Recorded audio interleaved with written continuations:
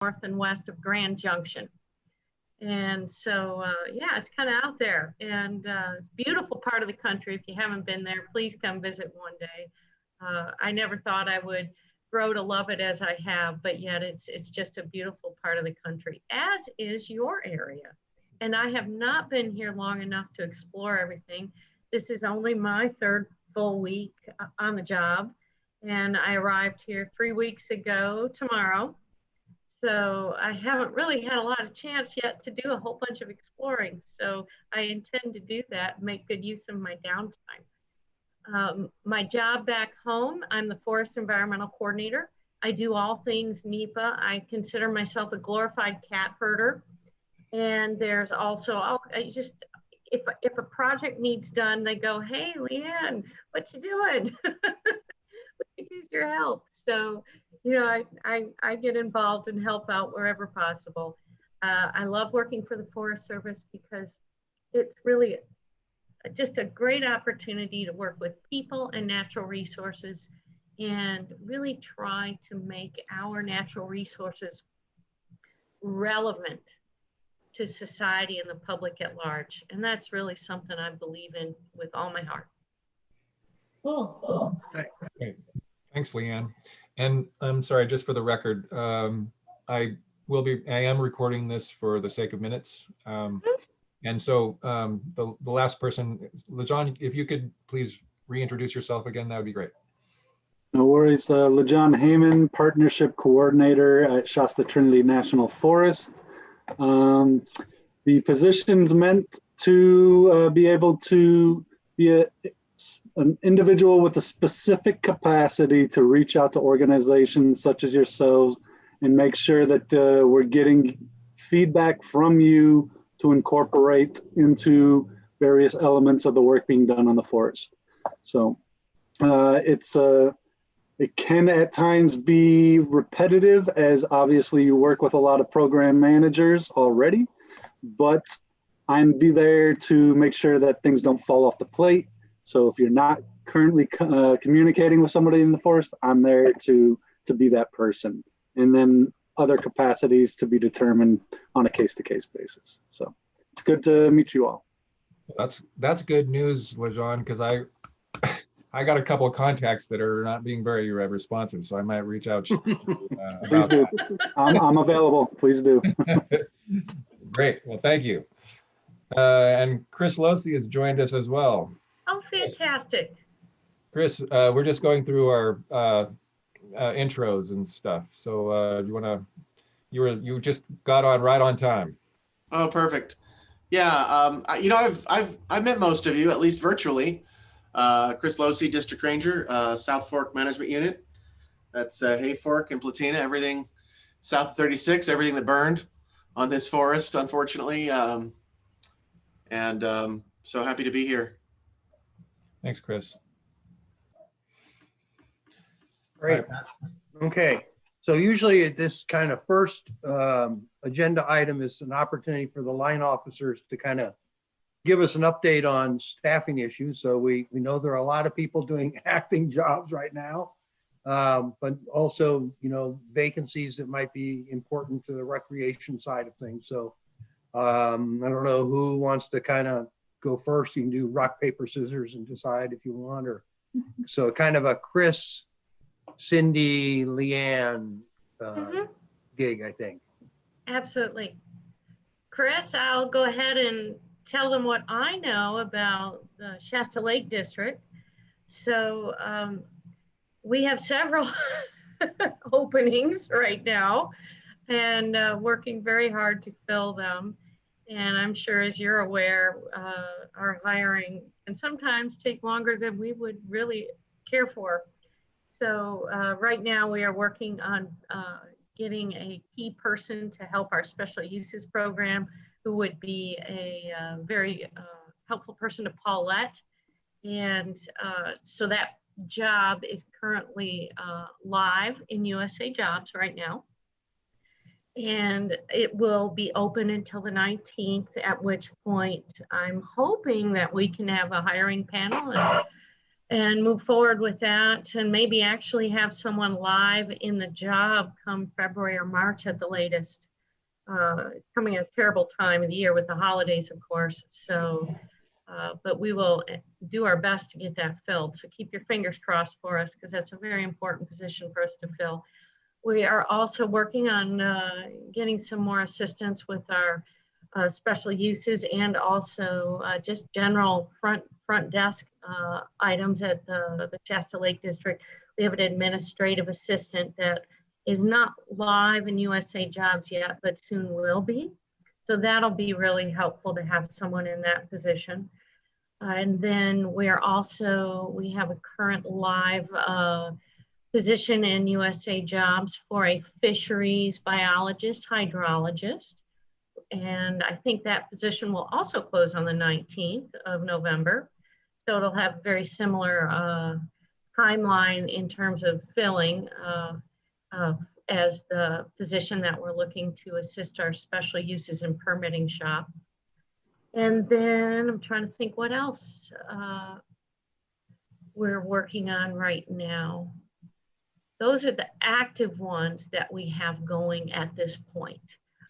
Stay tuned, and I can also, as updates come in, if you'd like us to give you updates, I'm happy to do that. Or if you're happy to wait until your January meeting, we may have some more information at that time.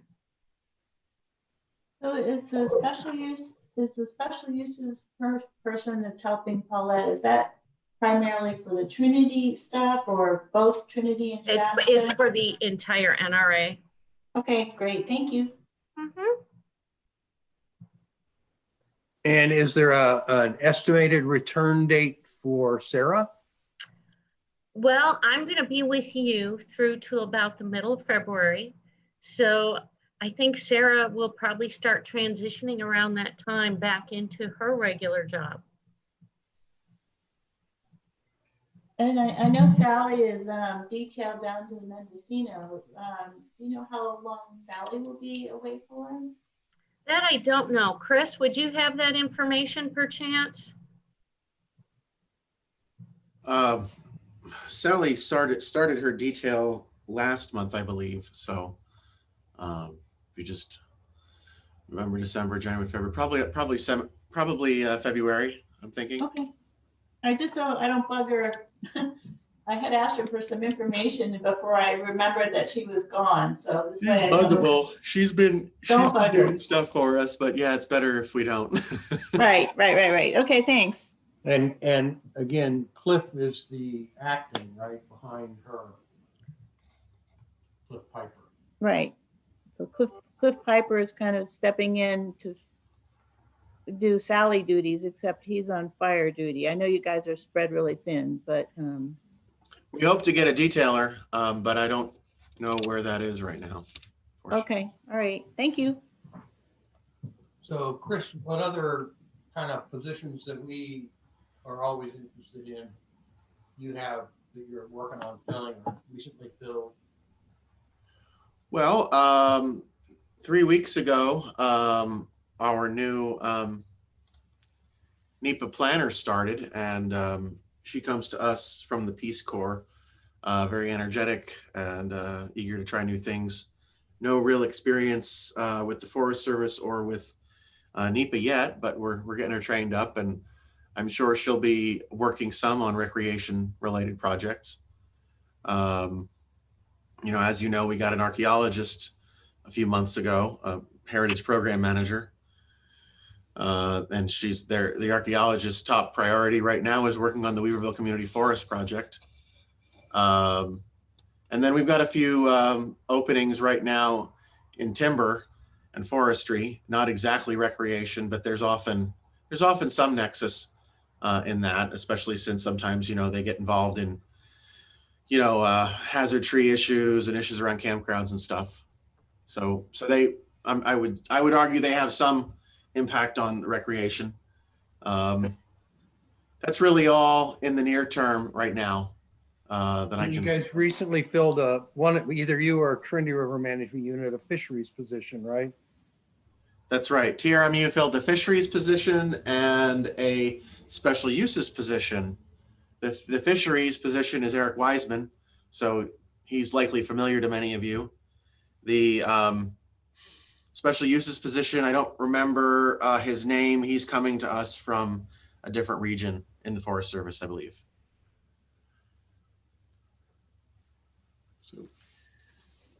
So on a purely uncollaborative related question for you. So I'd be interested in getting the name of the new NEPA planner as a Peace Corps returnee, because we have a local kind of return Peace Corps group that gets together infrequently, and I could kind of put that person in contact with those of us who have similar histories. If you, I'm sure she would like to. Her name is Robin Chin. If you want to send me an email, I will after we get done. Okay, cool. I do have one procedural question before we move on from the Forest Service folks.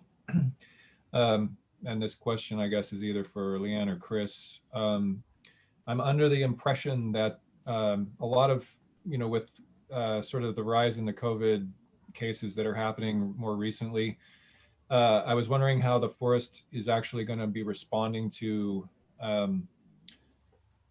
well, colleges and other organizations are following suit. They're basically closing, like during Thanksgiving and all the way through into January. Is the forest going to be doing anything like that? I haven't heard anything about like that. I mean, we're, unfortunately our doors are closed. That's not great for folks, but no, we're still working. We're just, we're still on a phase of reopening where our doors are closed.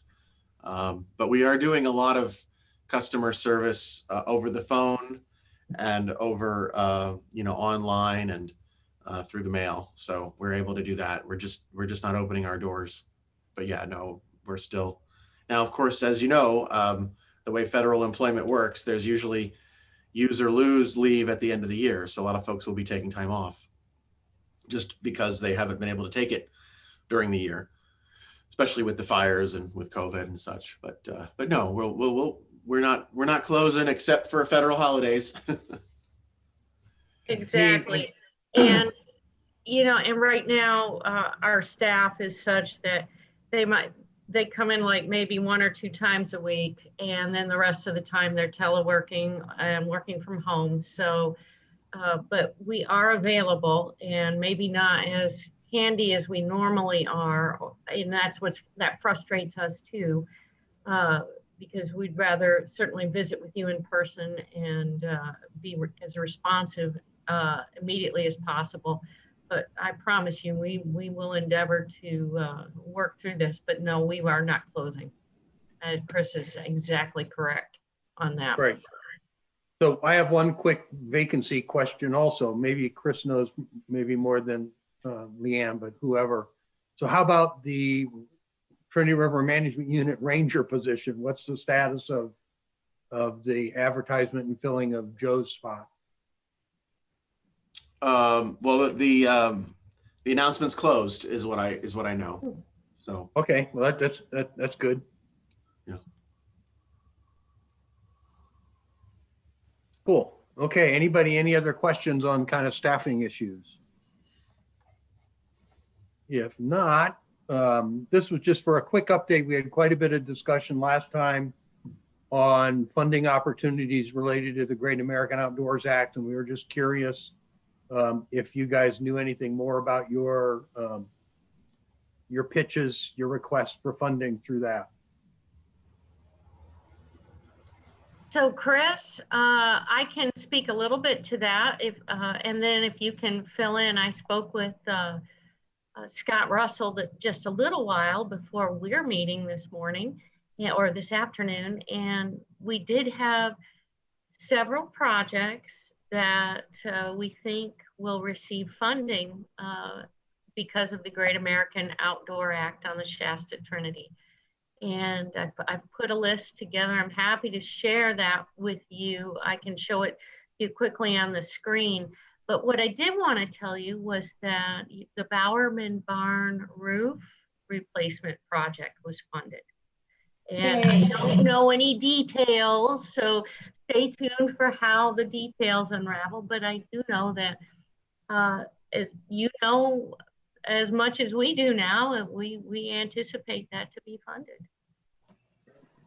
And are you still, do you know if you're still anticipating that Historic Corps would do the work, or that you would go back to hiring a private company?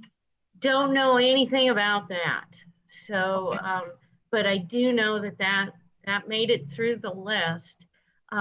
So Chris, do you know of any other key, projects? I also can share a list too that would be of noteworthy for Did you get the okay to share that? Because I did okay. Actually. That's why I did. I asked. Yeah, because something came out yesterday saying don't share this with anybody. Yeah. So we're gonna get some money for the South Fork campgrounds just to upgrade picnic tables to make them ABA compliant. I know that's one of the items that will affect the recreation. So we'll as unfortunately we weren't even able to put in for the outhouse upgrades because we were told that we couldn't do that until all of our compliance with all the regulatory agencies was up to snuff, and apparently putting in a new outhouse was required more regulatory compliance than we had already done.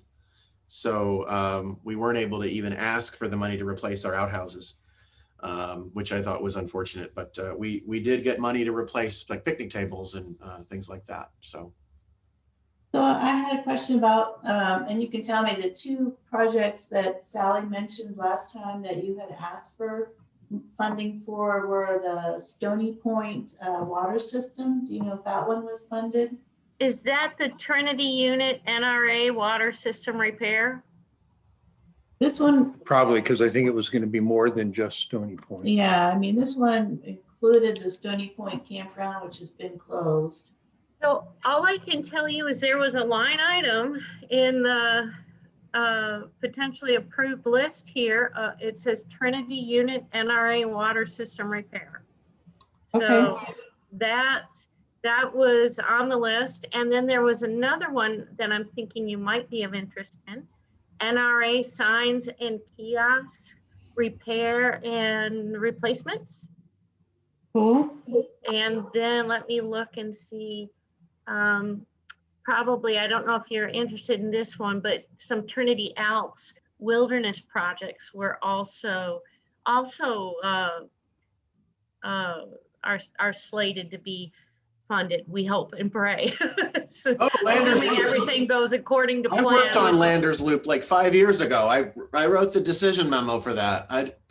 I thought we had money. Is that the relocating the trails? Yeah, Landers Loop. Yeah. Sisson Callahan work. I think that's partly Trinity County. I think that's Trinity Divide. I think, right? That's not my district, but that's Trinity and Shasta, right? The Sisson Callahan Trail. Yeah. Heavy That's up near deferred Trinity Divide, and a lot of that is managed by the Shasta McLeod district. But that got some money. So Leanne, maybe it would, if it's shareable, maybe you could just email to Kelly and myself. Oh yeah, I've got a bulleted list I put together, and you guys can take a quick look at that list, and I'll just put that in an email to you guys, and you can take a look at that. So, and again, we don't know the details. All right, this is just very preliminary, hot off the press, and I don't have the details of the projects, but this will at least give you a feel for what I guess made it through the gate, if you will. So did improving the road to the Stewart Fork trailhead, does that one look like it might be on there? Oh yeah, there is a Stewart Fork item. There is. Yeah. Okay, good. Kelly and I will be very happy about that. Cool, great. Okay. And then when do you know when your next opportunity to submit proposals will be? I believe we already have. Okay. So yeah, that's cool. Susan? So I think we're already submitted stuff for 2022, which is a So, little yeah. odd. Yeah.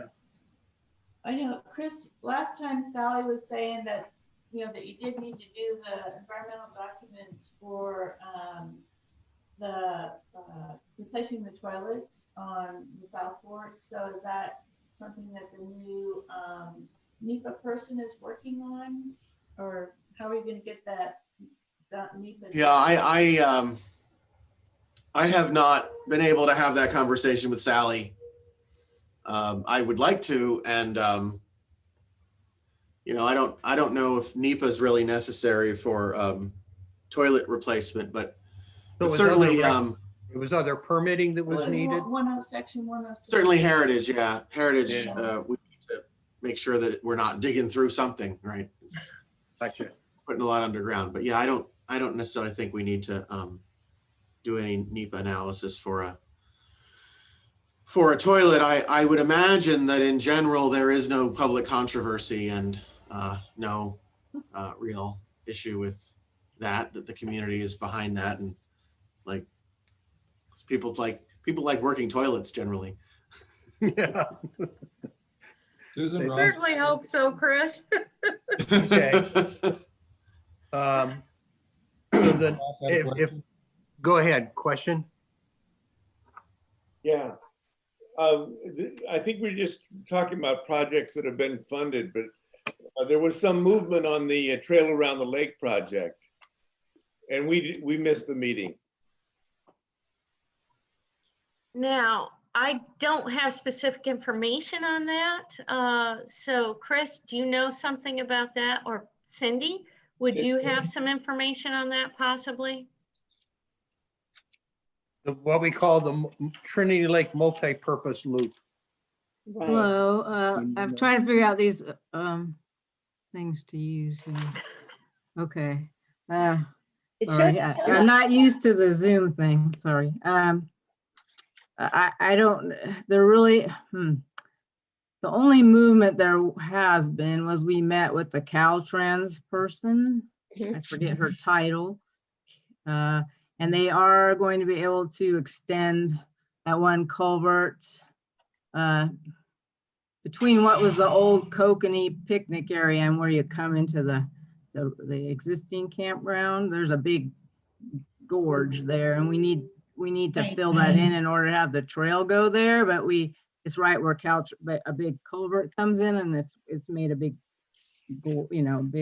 eroded there. But they said that when they do, because they have a project to replace a lot of culverts along the highway there, they will be able to extend that, which will allow us to fill it in so we can put the trail over the top of it. It showed up on a SOPA list,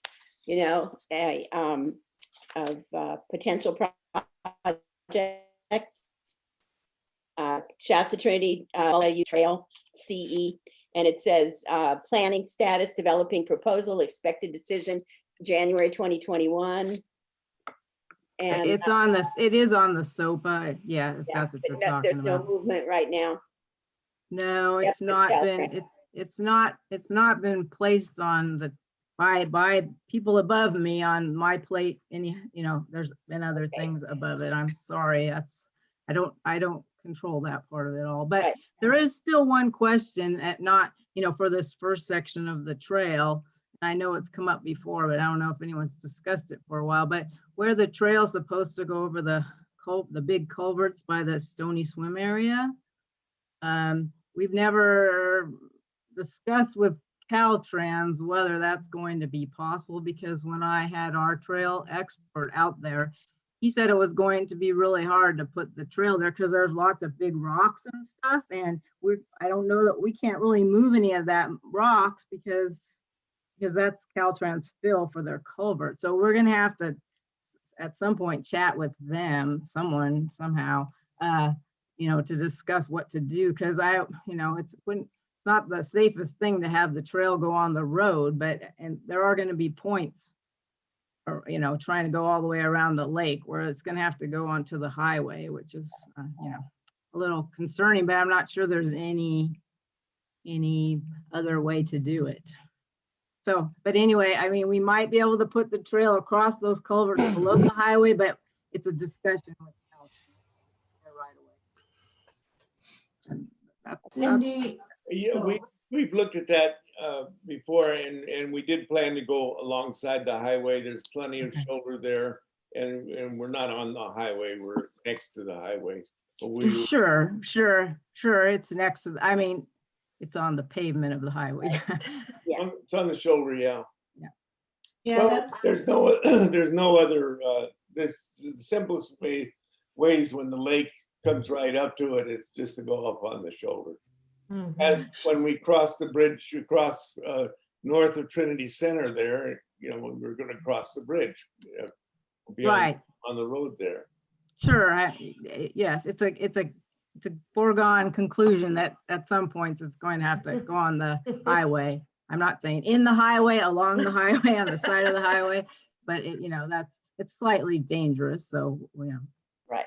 try to avoid that when we can. So the thought was to go below the highway through the riprap and stuff that's above the culverts, but it might not be possible, so.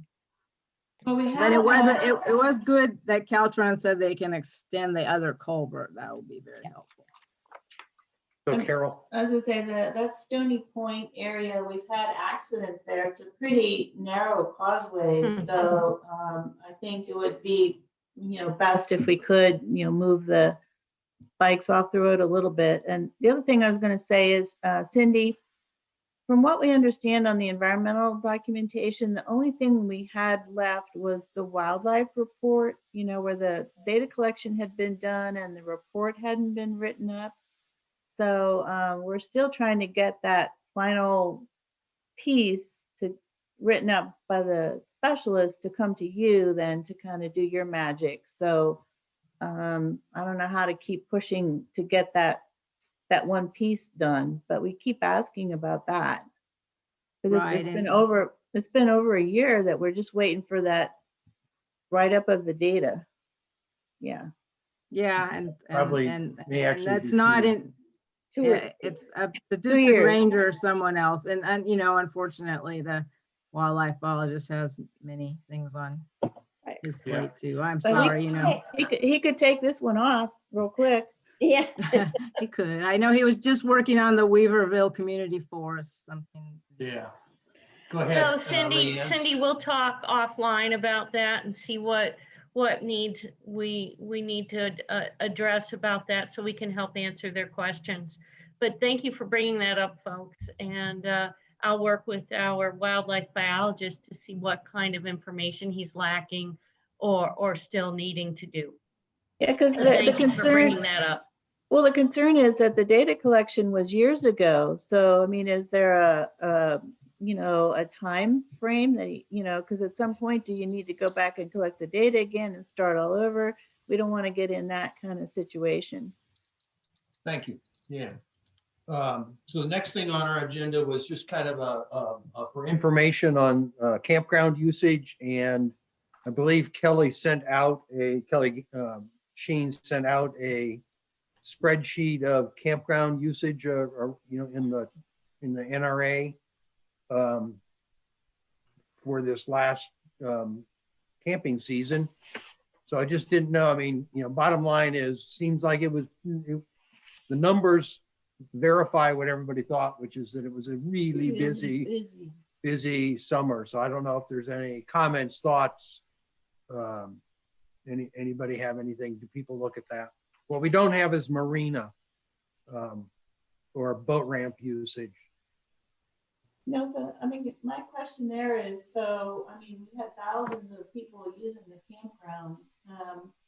Does that provide any financial benefit to the forest? I mean, do you get more money from Shasta Rec than for improvements or things like that? I mean, or did they just kind of get all that money? I'm going to field that question to Chris. Chris, I hope you can provide some more information for them on that. On recreation use of campgrounds, Yeah. you know, I don't, all I know is that it was a very busy year. And you know, the South Fork doesn't have, it probably has a quarter of the recreation use of any other district, if not less. You know, I mean, the TRMU has the Alps, you've got the NRA, and then of course, you know, SHMU has Mount Shasta and McLeod and all that stuff. So we really, you know, I mean, we've got some really nice campgrounds, but you know, less than 10 really developed, maybe more than, around a dozen developed campgrounds, and they were busy. But also, you know, we had a lot of fires and we had a lot of closures, and that was unfortunate, no doubt. We closed most of our campgrounds as part of the fire.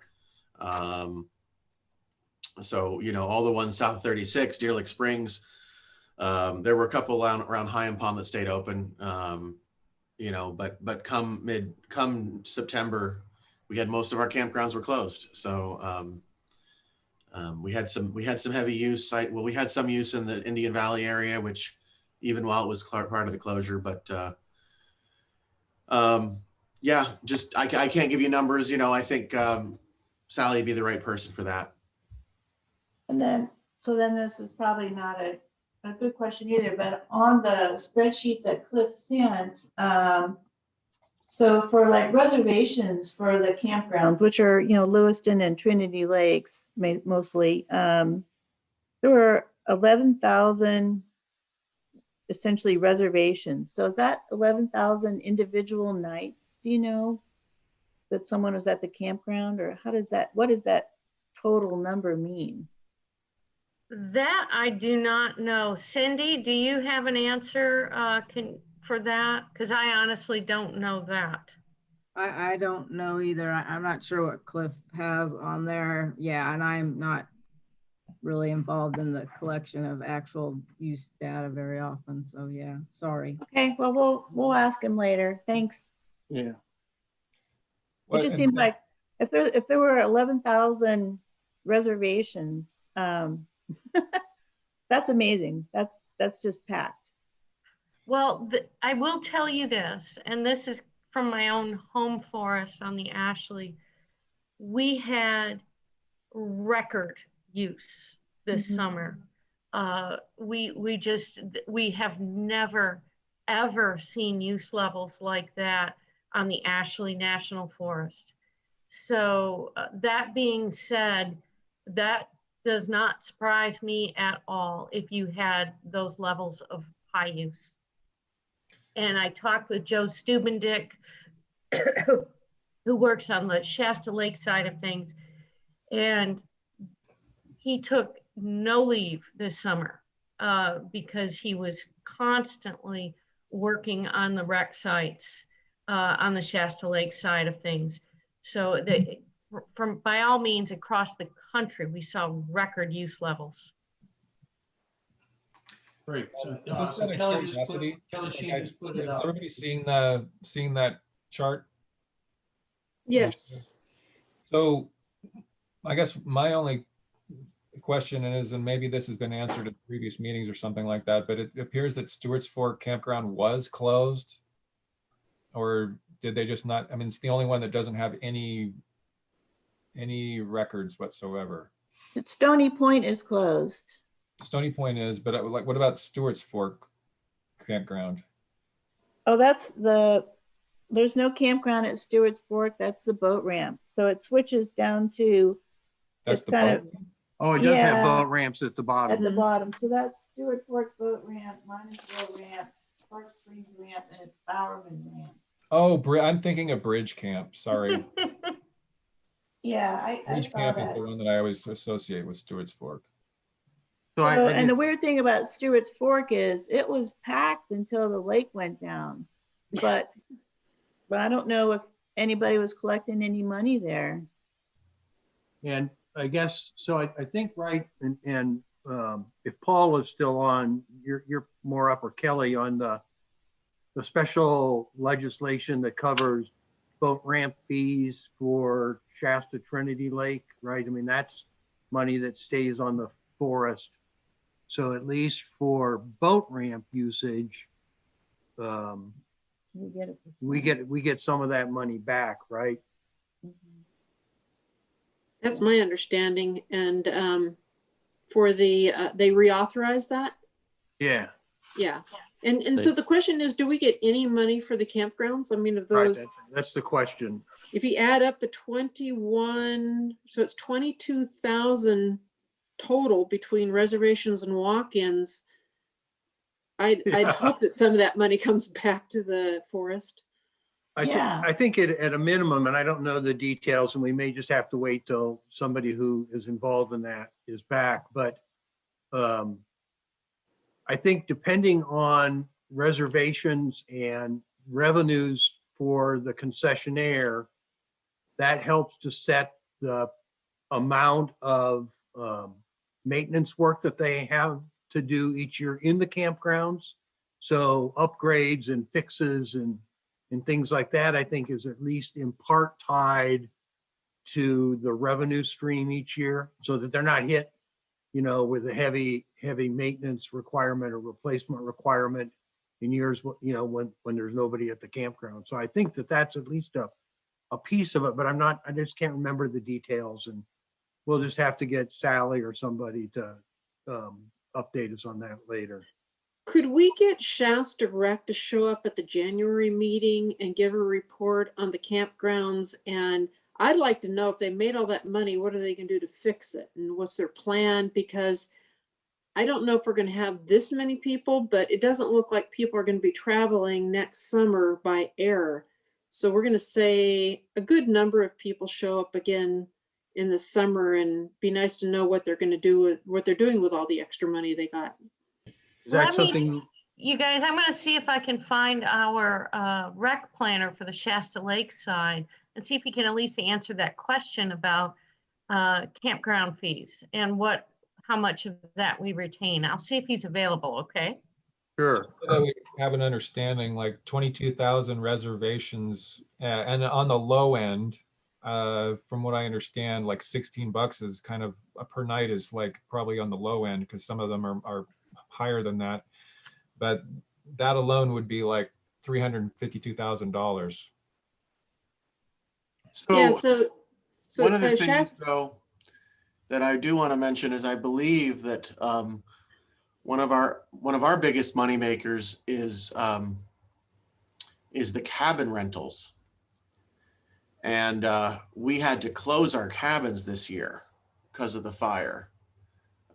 We had a lot of, we've got 2 cabin rentals. We've got the Forest Glen cabin, and we've got the Post Creek Lookout cabin, and they're full most of the summer, and they bring in, $75 a night. So they're a pretty sizable source of funds, and they were both closed because of the fire.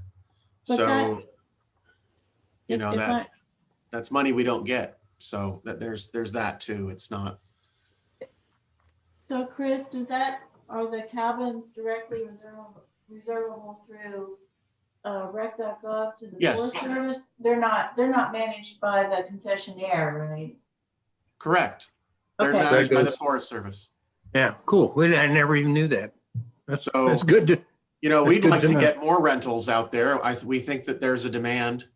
yeah. We'd like to get Yeah. more rentals out there.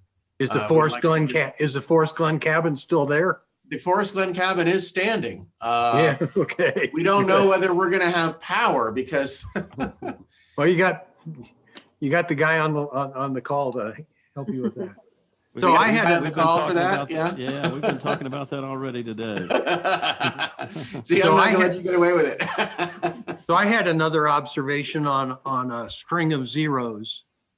And that is the 2 group camps, Fawn and Stony. Group camps every year show up as all zeros, even though I know I drive by those group camps and we see groups camping there. I think that's just because those are, from what I can tell, just by looking at that, like if you look across on Stony Group, for example, it's all Yeah. reservations. Yeah, there's no walk-ins. Oh, gotcha. There's just no walk-ins. Oh. And technically the walk-ins have to, if you drive into the campground, you gotta go onto the side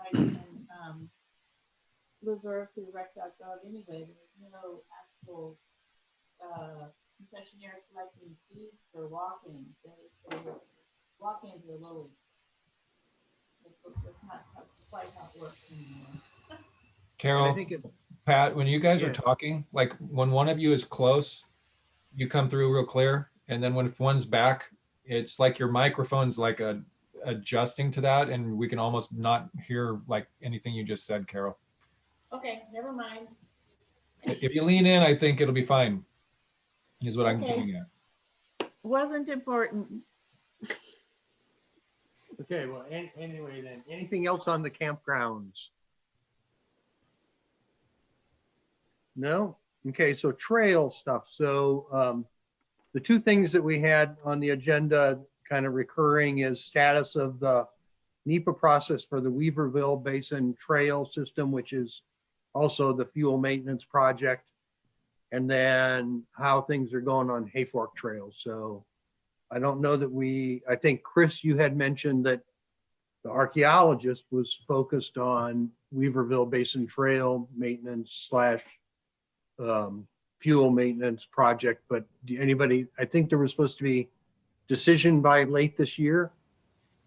Yeah, we're still planning to have a decision on the Weaver Basin on the Weaverville Community Forest project in December. So that's still the plan. We're going to have to continue to work through some of the archaeology. It's just a massive amount of historic mining history out there. You know, there are dozens of sites out there, and they've been cataloged, and the field work is done. The assessment of eligibility needs to be completed. SHPO needs to concur. So we'll have a decision, and we'll be able to do some of the work, but maybe not all of the work. So because of where the sites are that may or may not be historic. So yeah. I think I can say that. I'm trying not to say too much because of course it's whenever you deal with heritage, there's limitations, but I think I'm being vague enough that that's okay. Yeah, and my understanding is from Joe from a couple of months ago was that that was part of the reason that they divided the project into two projects instead of one, to try to isolate some of the trickier cultural resource sites out for phase 2. Yeah, there's just a massive amount. I mean, Weaverville was built on old mining camps, and so it's just it's a challenge. Maybe there's some larger strategies. I don't know, because we want to be able to manage that forest. I think you folks do too, and we want to retain our mining heritage, but at the same time, so it's going to be a challenge. Maybe we need to get some higher discussions going. I don't know, but we are on track for a signature next month for that phase 1. Cool. That will allow us to begin work. Okay, and then, so any questions on the Weaverville side? Whoop. We lost Susan and Ross. We just have their chairs. Okay, we can come back. Here comes Ross. Ross, we're talking about Weaverville Basin Trails, NEPA and stuff. Do you have any questions or comments? You're muted. We're just waiting for it to be signed off. We heard it was going to be after, well, we heard December, and then they said, well, there's a lot of people out during December, so we're hopeful. Okay. So Chris is saying he's also hopeful for December. Yeah. Yeah. And we have a call in to Donald Trump, and I'm sure that we're on our way. To who? Okay. So Chris, how about on the Hayfork side? I think what we've mostly talked about in the recent past has been related to the Ewing Reservoir. Yeah, we got Well, the BLM is the lead. Conservation Congress decided to comment. And so the BLM is doing an EA. And it was our hope to use that EA to kind of construct a CE from that EA, right? Because the BLM, the Forest Service has a CE, a categorical exclusion, that allows us to build trails. The BLM does not. The BLM is doing a narrowly focused EA. And the hope is that with that narrowly focused EA, we can generate a decision memo that takes out the key elements, right? That actually might be a perfect assignment for Robin Chin to do because it's small and it's kind of self-contained and it's quick. So that's the hope. Although I hear that the BLM is going through staff changes and they're not, they're also not used to getting comments from Denise Boggs. So, and how to do the analysis and, apparently she's concerned that the Forest Service isn't doing an EA because, Yeah.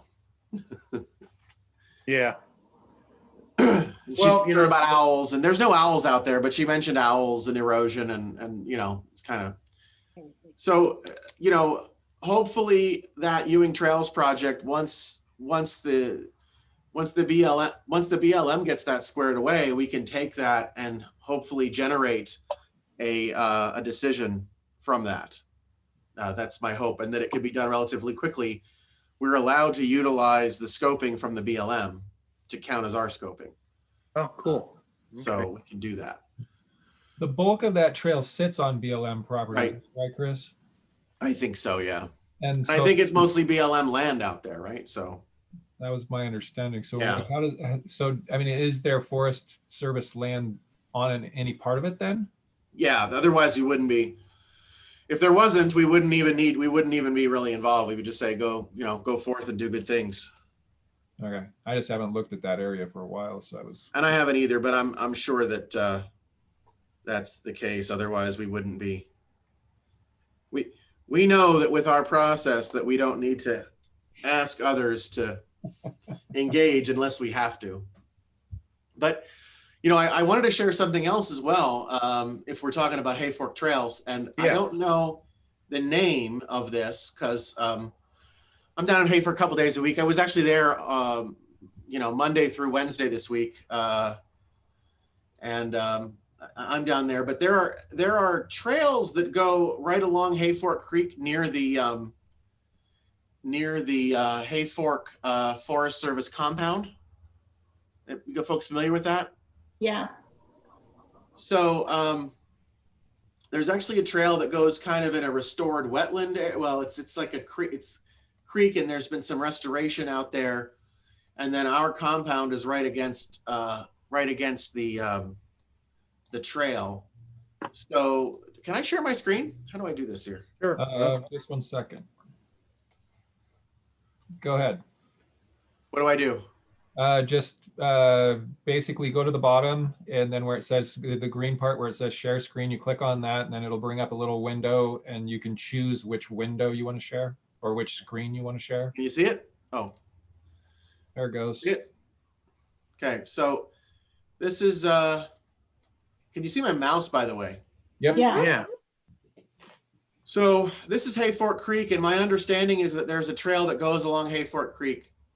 And this is the Hayfork Ranger Station up here. And this is the compound down here where, our engines are and our residences. There's a trail that runs right up along the southern end of our compound. I'm going to zoom in right here. So it runs right along, and it's, I'll admit it's not the prettiest stretch of trail. So if you notice right here, and this is kind of good because this map is from earlier in the year. This is what we like to affectionately call our boneyard, which our hydrologist pointed out is in a riparian area. So during COVID, when we were literally not able to go in the field, and during fires when we were literally not able to go in the field, my hydrologist had nothing better to do he couldn't get out to his sites, and he picked all this trash, and he built a fence so they couldn't dump any more trash. So our, so now our compound, we've got this little like almost park area that is, 50 feet wide. So now when you walk along my understanding is now when you walk along this trail, you see that line there? That's the fence line. Right now, when you walk along here, you got the trail, and then you have this nice little parky area and a fence over here. So we just, from that perspective, from the recreation perspective, we just basically gave 2 sides to that trail for that, 200 feet. So, minor thing, but it should improve that trail experience. Cool. And I believe the Watershed Research and Training Center and their AmeriCorps members took the lead on most of that wetland restoration and trail construction. Right. So, but we did this. I mean, this was not shared funds. This was just labor. Yeah, This was just labor and leftover supplies, and we got this thing put in. So there was no. It was done as a watershed thing. It wasn't done as a trail thing. But there's clearly a benefit. I would argue there's a benefit. So. Cool. That's great. Okay. Anything else on trails? No? Okay, so boat ramps, marinas. So Minersville boat ramp, this is a recurring question, as we're just trying to understand the timeline of actually getting the boat ramp work and the parking lot done with the grant. So Leanne, hopefully you were able to gather up some information on status. Well, I did. So Cindy was really helpful to me in that regard. So I just, and she'll probably dovetail in here right after I finish speaking and give you some additional details. But Cindy pulled some information together for me. And then I also spoke to our engineer as well. So I have a better understanding of what this is about.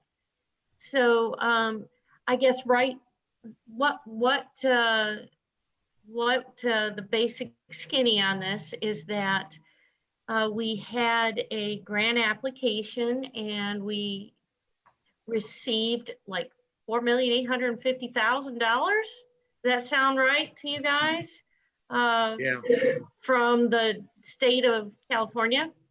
And that was to improve the boat ramp and add a parking area and some other improvements. And so at that time, we didn't have an engineer on, to work on this project. So the state of California engineers did engineering site design for us. However, and then we were awarded the grant.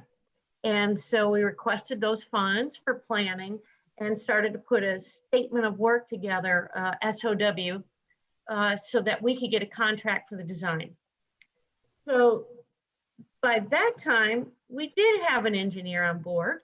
And so he had some thoughts on the design that we received from the state of California. And I guess one of the challenges with that was their design for us had boats or vehicles pulling boat trailers, pulling head on in, but not having a way to continue through and pull out. So in other words, it was going to require them to back up. And I think many of you know that today's day and age, some of those trailer skills are not as prominent as they once were. So there were some concerns about the design.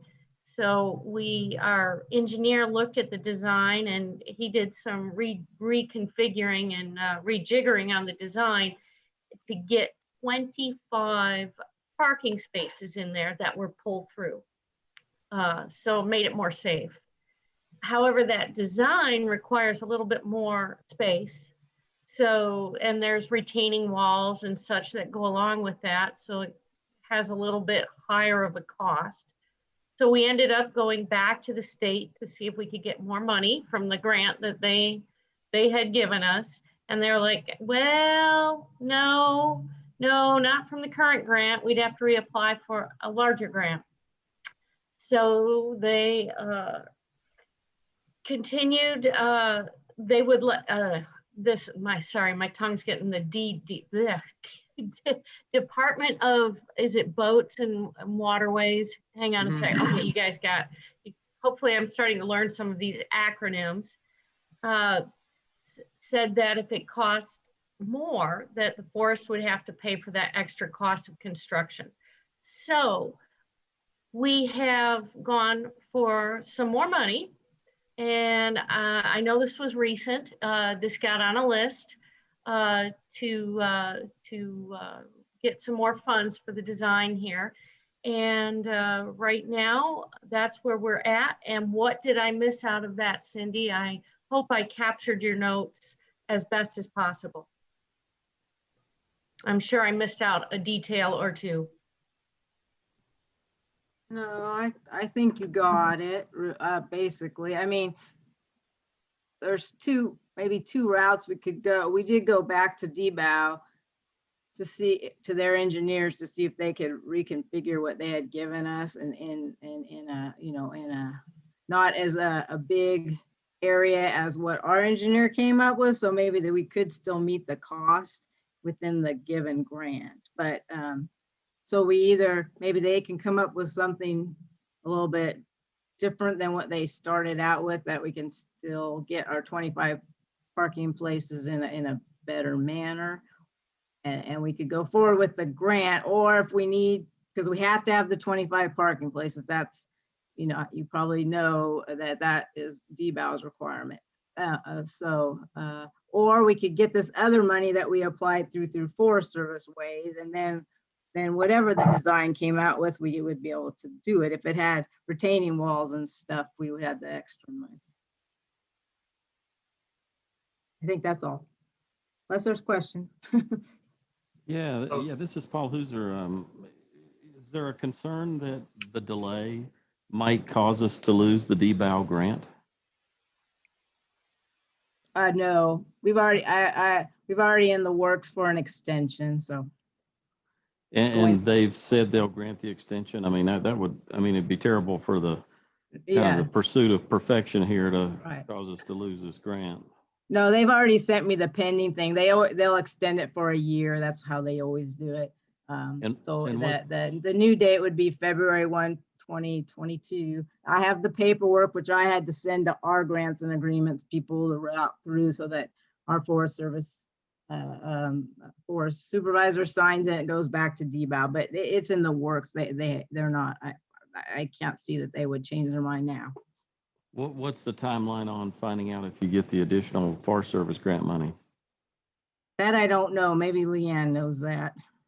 And I do not know that. That would be, I've got to tie back in with our engineering shop on that, because I know that they were going forward on some of these major, design or some of the major projects on the forest. So I will tie back in with our forest engineer and see when we might know something on that.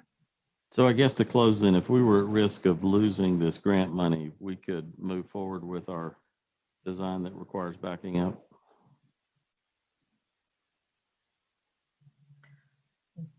I don't believe so. I think the design for backing up, it was a safety issue. And so hence that's the problem. So I mean, we would give up this as really the only legitimate low water ramp on the lake because of the backing up issue if we don't get additional funds? Oh, I think you're probably maybe thinking of things that aren't going to come to pass. So I don't think we've said that. We haven't said that at all. So this is Kelly. So we can't lose this funds. This will be the second time. So we lost the funds the first time because of delays on the Forest Service side. DBOW has paid for every single boat ramp on the lake. They fund them. They're the California people who know how to do boat ramps. That's their specialty. That's not the Forest Service's specialty. So if DBOW says, this is a design, we like it, we're the experts, we approve this design, I don't see why the Forest Service engineers are stepping up and saying they know better. And this is a DBOW state boat ramp facility, happens to be on land the Forest Service manages.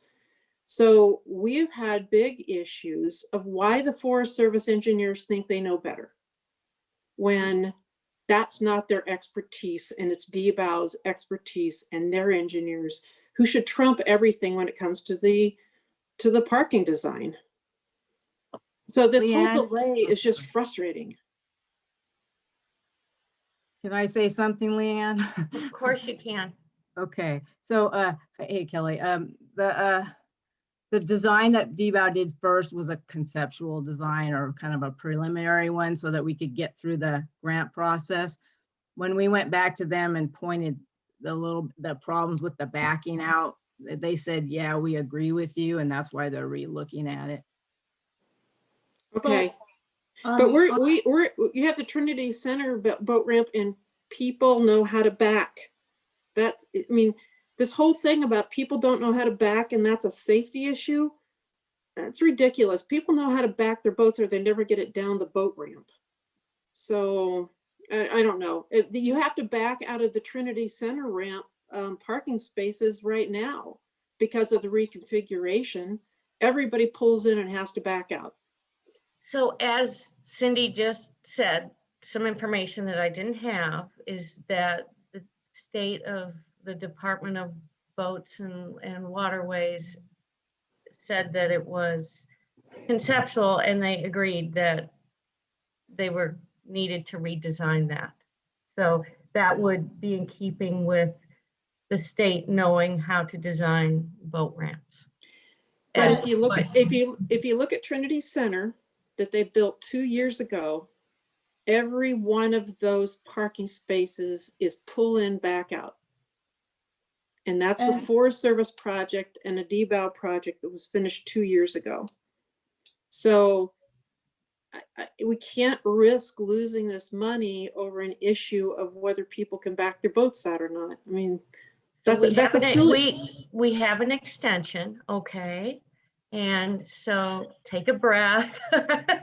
and this is the information that I have for you right now. All right. Okay. So I have a couple of questions, maybe. So how much extra money is it that the NRA is asking for? And what program at the Forest Service are they asking for it from? And is there something that we as collaborative members and or the larger collaborative can do to weigh in to try to secure that funding quickly? So that's something that I will have to follow up with our engineering shop on, and see. It's a program that we requested dollars from through our Washington regional office and Washington office to help see if we could get some additional funding for that. So I don't have the specifics on that. Apologize for that. And so I can follow up with engineering on that, and I will respond to you, Pat. Okay, so from a timing point of view and kind of a process for our collaborative is the Recreation Committee makes recommendations to the full collaborative, and then the full collaborative makes recommendations to the Board of Supervisors. So our next meeting of the full collaborative is Friday of next week.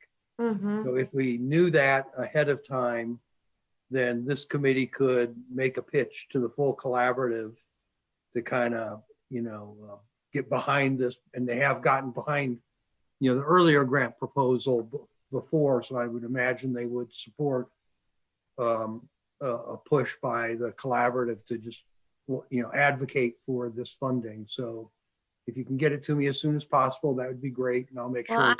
I'll talk with, I don't know what there is to get to you. I will talk with our engineer though, as to the process and find out when we expect to hear back about whether we'll receive the additional funding or not. So that I can do So- for you. So the how much that you're asking for, that Yeah, would be exactly. something. I'm with you. And then is it the, who at the, is it a regional office program or a DC program? will. And who would we send a letter to? I will talk with our engineer, and it'll Okay. have to be next week, okay? That's So- fine. It's And already Friday afternoon. yes, it is. Yeah. So Yeah. I will certainly do that. Okay, great. And then Leanne, I just wanted to, thank you for your efforts, but also just so you understand the level of frustration, that is the only boat ramp that access the lake when the water level drops. So it's really a critical boat ramp. All the other boat ramps can be closed, and that's how people get out to the lake. So that's Right. one thing. Mm-hmm. The other thing is, we have had grants before, and as Kelly said, we've lost those because the Forest Service,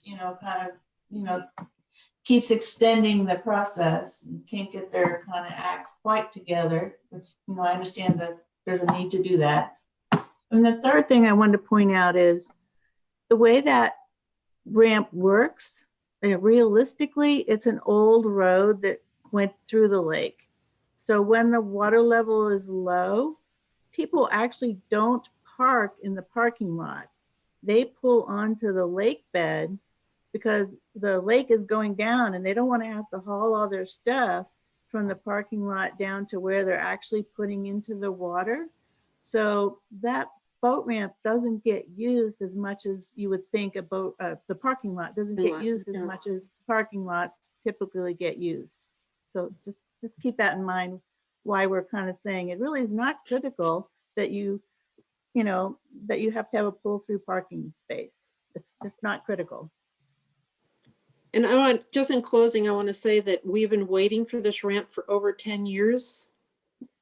So it's just economically, it's very, very important to the North Lake to get this done finally. And I'd hate to see pull-through parking spaces be the reason that we delay it anymore. I can tell all of you this is a very high on our priority list. So we're not taking this, we're not taking this lightly. So please understand, we are doing our very best to keep things together and working to get this taken care of as quickly as possible for you all. I think you really have to take another look at the users, because if you look at any body of water around here, you'll see hundreds of kayaks, and so you're going to hold up the project for these 25 guys with the big boats, when there could be access for 200 or 300 families with kayaks that'll pick up their boat and carry it down the ramp without hiking through the deep red mud, to put it in the water, So I think you're thinking 1950s, and it's not that in anymore. And you'll see 1 million kayaks out there and people on personal watercraft and everything that don't need pull-through parking places. Well, since I wasn't alive in the 1950s, I promise you I'm not thinking that way. Yeah, this is just Ross supposing that anyway, because he wasn't around then either. So all right, well, all I can do is speak with our engineering department. That'd be and get great. the information and get that back to you, and I will attempt to do that as timely as I can next week for you, so you Great. can have that for your meeting the following week. Great, thank you very much. And so speaking of boat ramps, the other one that we're curious about is there was Sure. still some pouring to do on the lower end, I think it was, of the Trinity Center boat ramp, and kind of the status of that.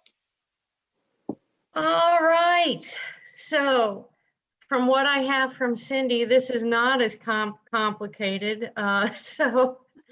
It looks like most of the work was completed by the first contractor. And however, the water came up, as you know, before it could be finished. So then the project was assigned a contracting officer, and then bids are due on that by November 16th. Hopefully we're gonna get that wrapped up. And then since we're gonna have a new contractor, there will be some startup that goes along with that. But we requested a lake level prediction from the BOR in September. And at that time in September, they figured the water would be low enough for a few months to do this. And then the COR, contracting officer representative, doesn't believe that it's going to take more than a month to complete the work. So that sounds like it's far less troublesome than the Minersville boat ramp. So hopefully that'll get accomplished this year yet. So Cindy, is there any other details you want to add to that? Nope. Hopefully we got our fingers crossed to get it done. So it's in it as long as we get a bid, we got to get a bid, but yeah. So wasn't this part of the original bid that the contractor from Reading was supposed to do that, and he couldn't do the pour because the lake came up, and of course the government got shut down. There's a whole story behind that, but he was supposed to put the concrete in. So why are we going out for bid to another contractor then? I mean, he stopped because the lake went down, but he had trucks there and they had to go home.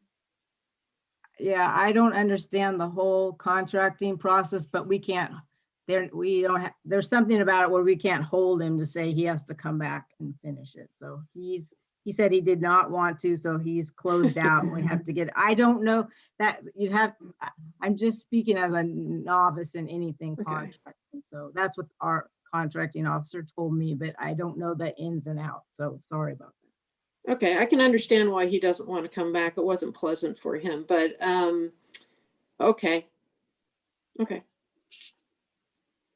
Are you thinking spring then, when it has a chance to dry out again? Cindy, do we have a timeline on that? No, I think this Todd Moxness was get the bid soon, hopefully by the 16th. Someone's, there's some weeks of getting ready and them getting started up, but hopefully right away. I mean, the lake has been down a while, so hopefully it's somewhat dried out. But but I think the prediction was for like December and January, February maybe, where the lake would be low enough. So hopefully we'll make hay now. Okay. Is there a temperature issue with pouring concrete when it's freezing? Well, I asked Todd Moxness that. He's the guy who's been, out there watching over the contractor last time. And he said he's poured it with different, lots of different situations. He was not worried about it. So I bow to his knowledge. Well, good. Okay. Well, thank you, Cindy, and thank you, Leanne. So, and I think we already talked about boat ramp usage issues when we were looking at the spreadsheet. And we've already talked about the Trinity Lake Multipurpose Loop when we were talking about the Great American Outdoor Act houseboats.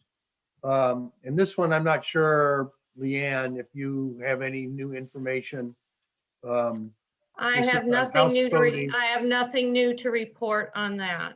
Okay, so that was Sarah talking to Scott Russell about how we might change the approach to houseboat permitting. So I know about it, but I do not know anything more about it other than I understand that you have some questions about the process, but I have no new information to give you than what you already have.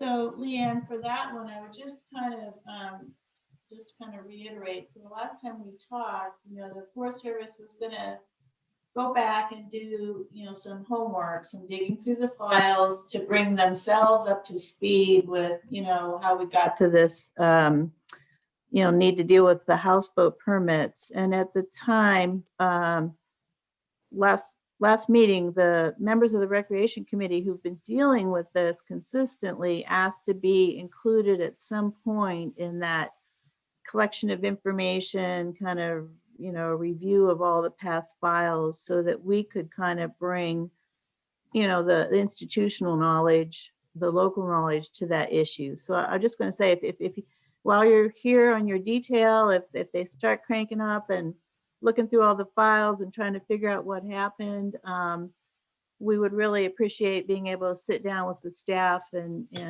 provide what we know. So thank you. Okay. Okay, so I don't know, we have Bowerman Barn, and I think we already talked about the roof project being in the great. Yeah, so Outdoor that Act. I was don't know if- that was one of the projects that appears to have made it through the GAOA process. So I don't know if there was any other Bowerman Barn chat issues or anything like that. So trying to think, that's the biggest news I had for you on that, was with respect to that. Yeah, so we talked to Mike McFadden this morning. The mules have been out there. The neighbors have been feeding them lots of apples and carrots. But he said they'll probably be gone in a week or so, not too much longer. We'll have to bring them back into the corrals in town. So anyway, we'll miss them. They're our babies. So, okay. And Well, the I other- want to get out and see that. I've been told it's really quite beautiful and a very interesting historic site. Yeah, it is. If you want a tour, just give me a call. I certainly will do that. So yeah, no, I would love to see it. So yeah, I'll let you know. Great. And the only other topic that I had was that I was going back through earlier minutes, and we had a question just to get an understanding of where Shasta Recreation's contract, first 5-year contract is at. And I think they have an option to renew for another 5 years. So I don't know if you know Is the that our, status is of that that. our concessionaire? Yeah, I think we're having a meeting about the concessionaire. I think it's next week.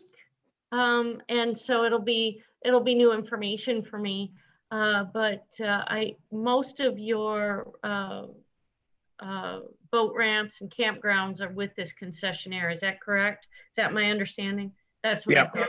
So, I'll get some more information on that. Cindy, do you have any information on how that concessionaire works? Well, I thought they already had extended for 5 years, and now Okay. a couple years and it's up, and we're going to be working on a prospectus. okay. So just as you get firmer information on that, just zapping that to me in an email, then we can get that out to the group so they know. Sure. And in the past, we've had different suggestions with the concessionaire on improvements to their website, because we've had issues with the website and stuff like that. So I don't know if there's a venue for for us to kind of make suggestions on what we would like to see. We've talked about which campgrounds stay open or get closed. This year Preacher Meadow was open, and I think Kelly would agree, we'd like to see it stay open again next year. And so things like that, if there's a point where we can provide the input to the concessionaire, that would be appreciated. So Chris, are you still on? I can't. He's still there. Chris, Here, do you but, have any more specific information on how to, for our interested parties to reach out to the concessionaire with suggestions? I don't know about that process. I don't know if there is one. No, but I mean, they're a private business, right? So Do we not? I mean, do you not know who they are, or do you not have? No, we know Oh, who we they know are. who they are. It's just getting them to respond. Oh, well. Yeah, so So- one of the big issues is you can't really go onto their website and reserve anything easily. And you can't find current information, especially this year, everything was open, was good, but when we were going through the drought years, you couldn't find out which campgrounds were open. You couldn't find out the status of the campgrounds. I mean, their website wasn't very useful. So people ended up calling local people all over Trinity Center and the area. So I think that was one of our biggest requests, that now that they have all this extra money, they can fix their website up a little bit. And I think there were inconsistencies between what the information on their website and the rec.gov or whatever that, Yep. the reservation website. And Who's the Forest permit Services. administrator, Leanne? Say again? Who's the permit administrator For rec sites? for For these the concession Shasta Recreation. So this is where I think it falls into our recreation special uses. So I will tie in with Joe on that, Joe Stubendick, and see what he can tell me. Great, thank you. So are there any other topics that I didn't get on the agenda that people would like to bring up, either you guys from Forest Service or members of the collaborative? Well, I did want to say, and I don't, I think I may have said this at the last meeting now, but, some of the heaviest, highest intensity fire on the August complex was in the Forest Glen area. And so we've got a lot of damage in the Forest Glen area. The cabins survived, the rental cabins survived, but the 3 campgrounds, Forest Glen, Scott Flat, Hellgate, they suffered a lot of damage. Forest Glen, probably the least, but Hellgate and Scott Flat are really nuked. They're just, everything's dead. So we're going to need to, and we're actually planning to lift the forest closure, but we're going to have to keep the closure in place in those campgrounds because they're just too dangerous right now. We're going to have to work on a strategy for bringing those campgrounds back. I know they're the most highly visited ones on the South Fork. I know that Hay Fork kind of considers it their little beach. It's really unfortunate. Generally though, fire doesn't pay for that sort of thing. We're in a spot. We're kind of in a rough spot. I mean, hopefully by next summer we can have that place ready again, but I'm not sure if we'll be able to. There's just a lot of dead material, a lot of dead trees, a lot of work. There's archaeological sites because where people like to go now, people have always liked to go, right? So if it's fun for us, it's probably been fun for people 1,000 years ago. So, I just wanted to let you know about that. We probably should have a discussion about what the future of that area is when we have all those other discussions. Because right now, we're trying to do the fire recovery. That's the top priority. The fuels and the potential salvage. That's the top priority. I'm hoping we can have that discussion about what to do about that, about those campgrounds as well.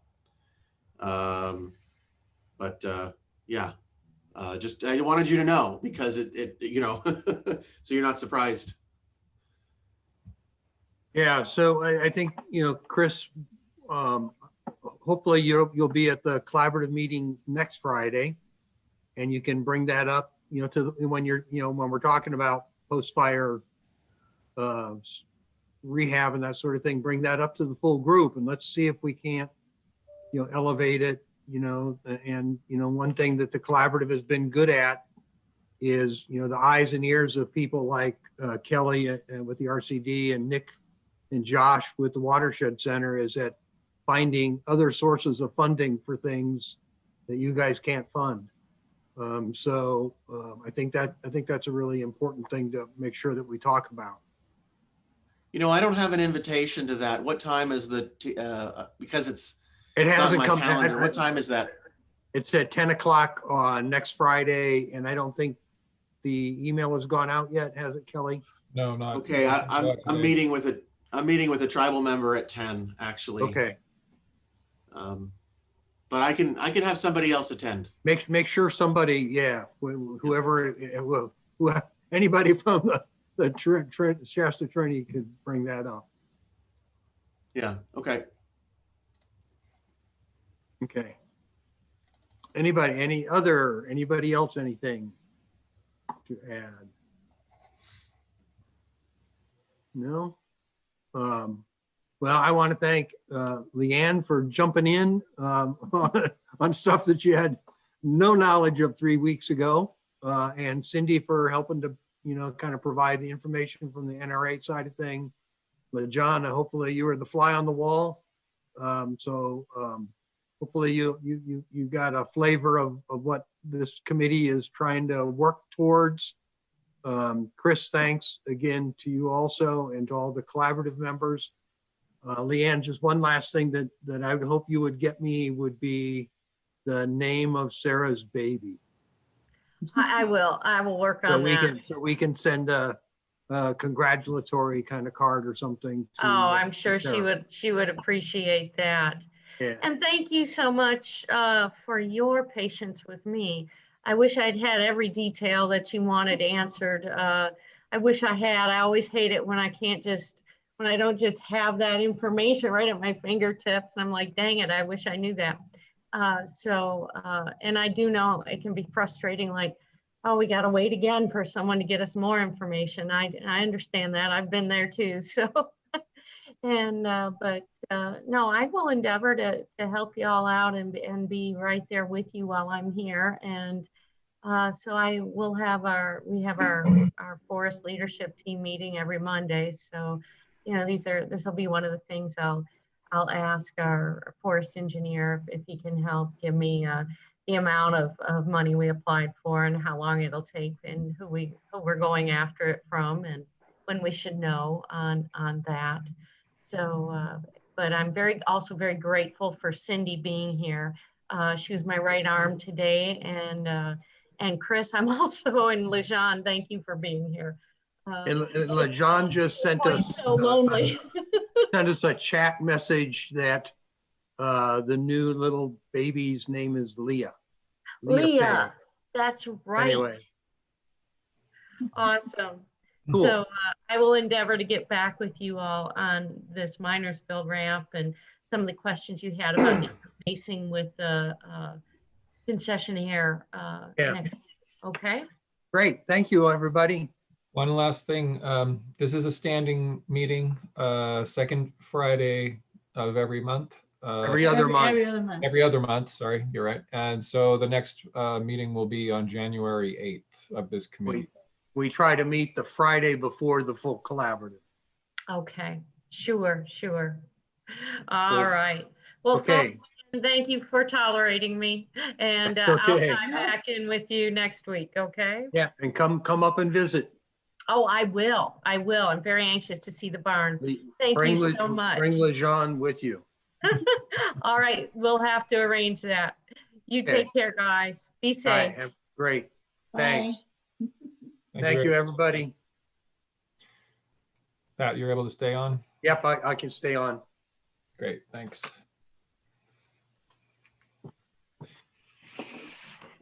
All right, stopping recording.